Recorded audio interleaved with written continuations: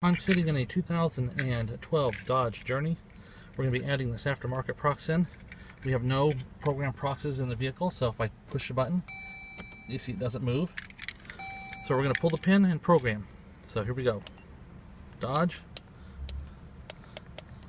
Journey pin 12 Gen 4. Put our flashers on.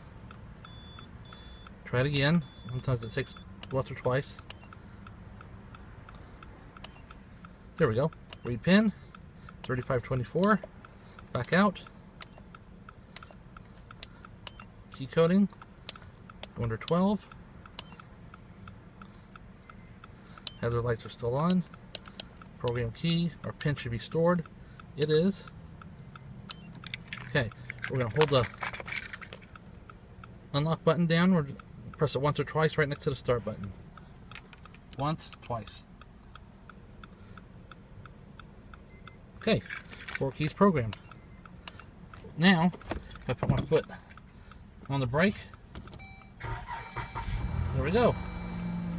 We have a runner.